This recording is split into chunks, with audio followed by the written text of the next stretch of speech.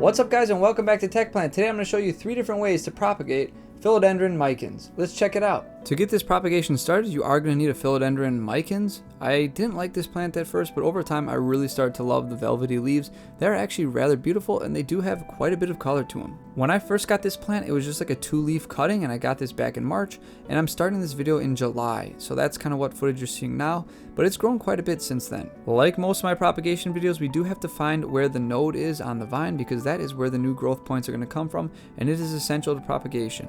If you look at this vine, you can kind of see where the leaf is sprouting out, and you'll also notice a slight ring that goes around the entire vine. That's going to be your node, and it's also often accompanied by aerial roots, which is how these vines kind of grab onto things and move around. Once you've identified your actual node, we're going to take cuttings around the node. So usually I like to leave 1 to 2 inches on either side of the node intact, and that's kind of where I make my cuts.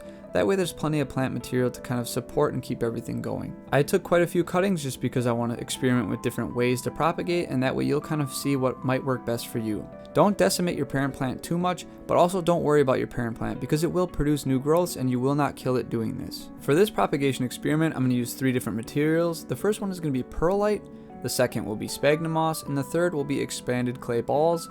Or I guess you guys kind of call it LECA or something else similar to that, but it's really just expanded or puffed clay. I'm going to start with the perlite method, so basically just fill a container with some perlite and then bury your nodes underneath the perlite.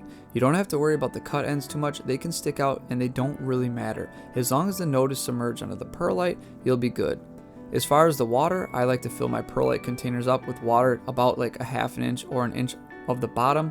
I don't want the node to be submerged in the water. I just want the perlite to be able to like kind of wick the water up from the bottom up towards the top where the node is. That way the node gets water and air, and it should be the perfect environment for it to start rooting. For the propagation attempt with the sphagnum moss, I'm just going to bury the nodes in the actual moss. You don't have to worry about the cut ends sticking out. That doesn't matter. Again, just make sure the nodes are under the sphagnum. As far as the watering, I keep the moss pretty wet, but I don't let water pool up in the bottom of the container. And I will also let my sphagnum moss slowly start to dry, and then when it gets just kind of damp, I add water again to it, and then dump off any excess water. For the last method, I'm going to test out the expanded clay balls. I've never done this before, so we'll kind of see how well it does. But it's going to be sort of similar to the perlite, where it's going to wick water from like the bottom inch of the container all the way up to the top, giving you a good mixture of fresh air and moisture. So I'm going to make sure my nodes are at least an inch deep though, because I think anything too close to the surface and they won't stay moist enough. I will probably try and leave the bottom inch of the jar full of water just so that it can keep wicking and doesn't dry up too fast. Now that I have them all potted up in their propagation jars, this is going to be on July 15th, and let's wait some time and kind of see how they start to root. Alright, it is August 11th and it has been almost an entire month. I'm sorry I didn't do a 2-week update, but I kind of ran out of time. But anyways, let's take a look and see where we're at. I want to start including the mother plant in these update videos because I want people to be assured that you're not going to kill your main plant when you take cuttings.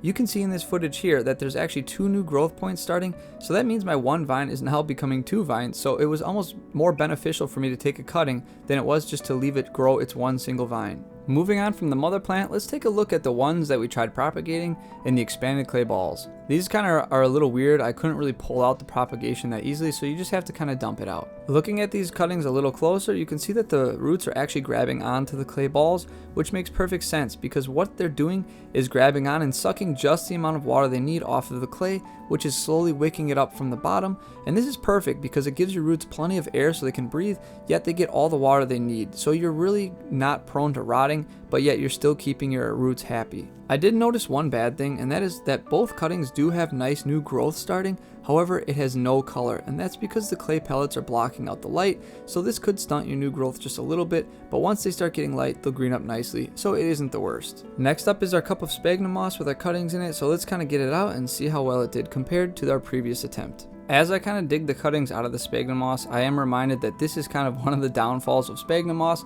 is it kind of really gets stuck into the roots. Now again, it's not a big deal, and some people would just kind of plant it as is, but I like to take some of it out of there just so I don't have just a giant like water holding ball in my pot, if that makes any sense. However, they did root nicely like expected. I always see really good rooting results from sphagnum moss, and you can also see that the sphagnum moss kind of did block the light similar to the clay balls, giving us kind of the whitish new growth. But again, that will recover nicely once we give it some light. Last up is going to be our perlite, so let's pull it out and kind of see how it looks. Very similar to the sphagnum moss, this stuff is quite messy.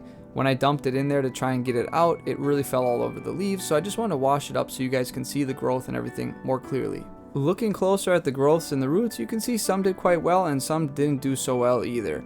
I mean, we did get at least one root on each growth, but compared to the other two methods, they got many more roots. So maybe if you were more focused on roots, you might want to try the other ones. However, when I look at the new growth on these plants, they do have some color. So I think because it's so white, the nice bright light kind of penetrates a lot easier, so your new growths are able to start earning energy for the plant a lot sooner. After seeing all the different methods, they've at least all produced a few roots and some new growth, so I don't know if you can really say one is much better than the others. They all did work pretty well.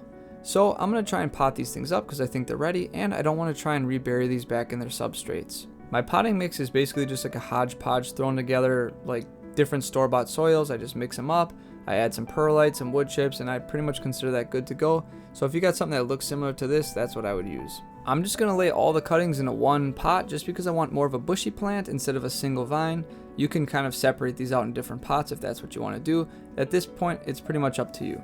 Alright, about another month has passed since I potted them up, and this is what everything looks like now. The original mother plant looks fabulous. You can't even tell I took cuttings from it, and in fact I could probably take some more cuttings from it again because it's just about ready if I want to. But this just goes to show you that you will not kill your mother plant and it will bounce back just fine. Here's the pot that I put all the cuttings into, and you can see it's filling in quite nicely. I did have a slight spider mite problem at one point during all this, but it has recovered nicely, and you can just see the nice golden green leaves. This is why I've really come to love this plant, because it's absolutely beautiful, and these new fresh leaves just have amazing colors. I can't believe some of the orange, reds, and greens that come out of these plants. As far as a watering schedule, I basically just wait till the topsoil is dry, and then I just give it a medium amount. I don't soak the whole pot because I think it's a little too much. And then for lighting, these are getting consistent grow lighting for about 12 hours a day. And you can see they're really thriving on that schedule, and they really seem to love it. Well guys, that pretty much sums up this video. I hope you liked it, and I hope you enjoyed the 3 different methods. Maybe you can find the one that works best for you. As always, may your plants grow strong and healthy. I'll see you next time.